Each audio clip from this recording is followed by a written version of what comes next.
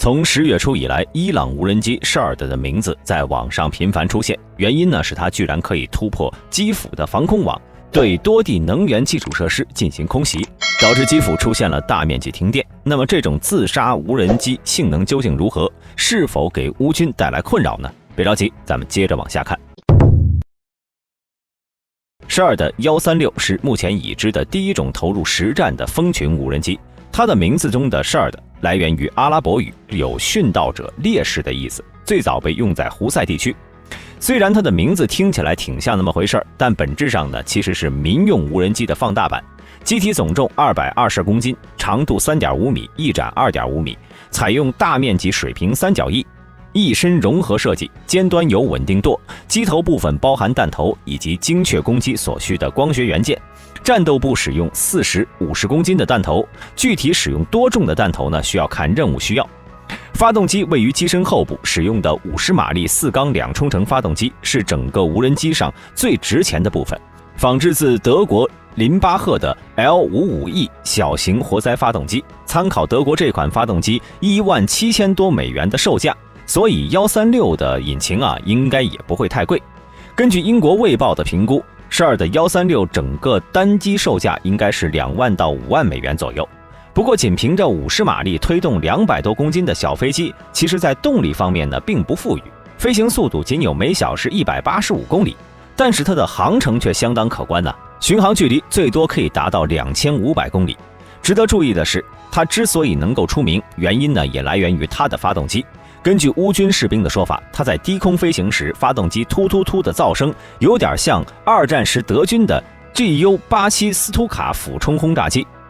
不过斯图卡的声音呢是德军为了吓唬人的，专门加装了风动式警报器，而136的突突声呢则是没办法。由于他们执行任务时飞行高度很低，因此就有了各种外号，例如小摩托车或者割草机。这些外号呢都是在暗指其发动机在飞行中发出的噪声。此外，136的机身表面涂有氟化镁涂层，减少了紫外线和红外线反射，再加上体积相对较小，因此地面防御系统很难探测到。从外观我们也能看出这款无人机没有摄像头，所以并没有装备红外制导元件，不具备夜间打击能力。其唯一引导系统呢是内部的 GPS 传感器。考虑到伊朗已经被制裁多年了，它的 GPS 应该是民用级别。据了解，俄军在接收到这款装备后，第一时间就将它原装的导航系统进行了升级，替换为了俄罗斯的格洛纳斯导航系统，增加了使用精度，并且将其命名为天竺葵2。在这款装备执行任务时呢，会安置在卡车集装箱中，使用腹部的助推器，以火箭辅助起飞的方式依次发射。发射后呢，立即抛弃助推器，此时动力由发动机接管。通常情况下，136以5到10架为一组，像蜂群一样出动，以此来压制敌方的防空系统。例如单个的 S300 防空系统只能同时拦截6个目标，如果使用6架次以上的136同时攻击超过 S300 的最大拦截量之后呢，那么防空系统很大概率会被摧毁。整体来说，伊朗的 Shahd 136综合多个方面来说，是一款效费比相当高的武器。首先，造价极为便宜，全机几乎都是用商用组件攒起来的，各主要分系统获取途径相当容易，研究过航模的朋友甚至可以自己搞一台玩玩。其次是和它的造价几乎不成比例的性能，136的最大航程可以达到2500公里，对比 AGM-158C 反舰巡航导弹还要多出不少，而它的造价呢还不到 AGM-158C 的1%。同时它配备有的战斗部杀伤力基本相当于半枚 M31A1 型火箭弹，但是造价呢也只有 M31A1 的1/20不到。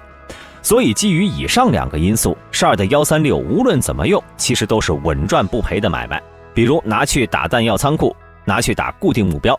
不过咱们提到了它的飞行速度比较慢，同时飞行高度又很低，因此使用标枪或者毒刺这种单兵防空导弹就足以对付。但是一枚标枪仅导弹的单位成本就高达17.4万美元，很明显这种拦法相当不划算。不拦截的话，打中目标会吃亏；拦截的话，浪费一枚导弹还是吃亏。所以从这个角度来看的话，136的性能是属于那种两头都靠型，在设计和使用逻辑上确实是一种比较讨巧的武器。那么这种武器能否改变战局呢？咱们前面提到，12的136在设计逻辑上比较讨巧，但它的实用性能一定还达不到彻底改变战场态势的目标。毕竟它的战斗部最多也只有50公斤，杀伤力还是稍微弱了一些。再加上根据目前俄乌战场上的情况，俄军使用136的战术也不见得有多高明，绝大多数136都是以固定航线的形式被释放出去的。这种战术类似于9月份俄军在哈尔科夫使用莫哈吉6无人机进行目标指示，使用数据链修正打击目标，打击自行榴弹炮基本阵地的方法，整体效果并不理想。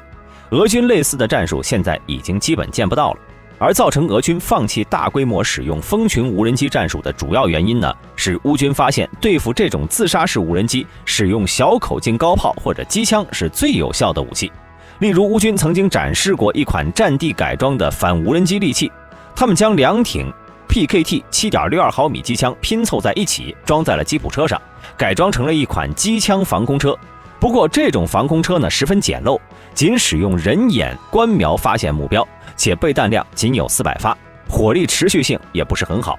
除了简易的机枪防空车，乌军呢还在德军军援的 MAN 卡车底盘上加装了 S60 57毫米高射炮。这种简易版的自行高射炮，除了能够对付地面轻装甲目标外呢，仅需命中1发炮弹就能摧毁136。但是缺乏必要的雷达设备，这种武器的效率还是取决于操炮手的水平。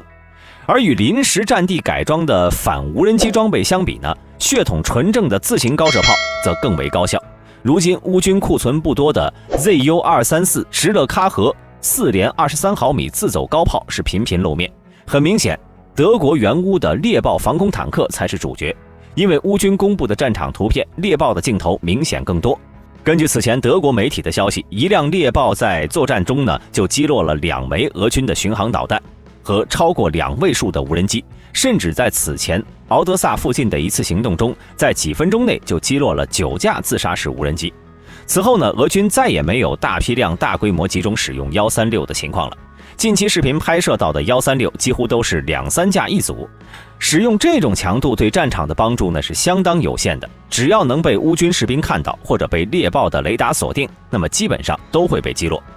根据乌军总参谋部11月21号的推文，目前他们已经摧毁了俄军的1537架无人机，而考虑到 SHAHED 136的成本，所以被击毁的数量应该是占了很大一部分。当然了，想要真正做到全面克制此类蜂群无人机，只有电子战武器才能根本上解决问题。这才是自杀式无人机的绝对克星。通过高灵敏度的电子侦测设备，争夺信息化战场的电磁控制权。SHAHED 136这种便宜货，价格是优势，其实呢也是劣势。廉价意味着其通讯、导航、电子设备水平都处于民用级别，就算是铺天盖地的大蜂群攻击，在电子战机的大范围电子干扰面前，几乎没有还手之力，无论多少都会在一瞬间秒变废铁。不过大兵认为类似于 SHAHED 136这样的武器，在一定程度上还是代表了未来战争发展的方向的。从俄乌战争这大半年的战况来看，俄军的3M14口径、9M723伊斯坎德尔这类先进武器性能确实不错，但是性能不错的另一方面就是它的造价很高，造价太高也意味着很难大量装备。其实对于美军来说也是一样的，目前美军的武器库中储备了几千枚战斧，真要打起来，几千枚的库存也就是够打上半年时间。此前的海湾战争、阿富汗战争中，对付整体军事实力很差的对手，这种消费比不高的矛盾还不突出，基本上巡航导弹来一波就可以收尾了。但是一旦遇到军事实力差不多，而且作战时间一拉长，消费比高低的问题就会非常突出。相比之下，SHAHED 136这样的武器就提供了一个比较不错的解决方案。它的性能比战斧口径这样的导弹肯定是不值一提的，但是在打击效果上，它却可以从某种程度上追平这些高端的精确制导武器。其次，在制造难度、装备数量上，它的制造难度极低，装备数量极大，可以用数量优势弥补质量的劣势，完全可以大量装备放手使用。这让大兵想到了二战中苏联制造的 T-34中型坦克，同样是这么一个制造难度较低、装备数量极大，单车性能绝对是比不上第三帝国的那些动物园产品，但是整体性能方面却没有明显的代差。而事实也证明，这种装备的设计和使用逻辑似乎真的比较适合烈度高、规模大、时间较长的现代战争，毫无疑问也是此类装备的优势。那么伊朗的 Shahed 136还有改进空间吗？看到这里的朋友啊，应该也能发现伊朗的 Shahed 136完全可以再精进一些。首先，它采用的发动机以及气动外形能够达到2000多公里的航程，已经完全够用了，没有必要做过多的改进。唯一需要增加的就是规划路径功能和红外导引模块。其中，路径规划功能的主要作用是规避反导拦截系统，这个很好实现，直接在内置程序中增加功能就可以完成了。至于红外设备啊，则是可以作为进阶性能，使其具备夜间打击的能力。当然了，它的战斗部也可以简单升级一下，例如打击变电设备可以增加一个专用的石墨纤维束弹头。了解的朋友应该都知道，石墨是有强导电性的，如果石墨弹头在供电设备附近爆开，只要石墨纤维丝搭落在裸露的高压电线或者是变电站的变压器等电力设施上，就会致使发生短路烧毁，造成大范围的停电。甚至停在跑道上的飞机、电子设备、发电厂的电网等设备也能产生破坏作用。同样，打击坦克、自走炮和机库、掩体、火力发射点此类目标，则可以增加重型破甲弹头和串联破甲沙暴战斗部。最后，打击油库和其他轻型装甲目标集结地呢，增加纵火弹头、铝热剂燃烧弹头也相当不错。以上这些弹头如果能在前线轻松互换，那就更棒了。此外呢，一口气制造几万架，那么在战争初期，根据预先侦察标定的目标，第一时间大批次的放飞，待到攻击完毕，类似弹道导弹、巡航导弹之类的武器，应该也只剩指挥所等高价值目标需要打击了。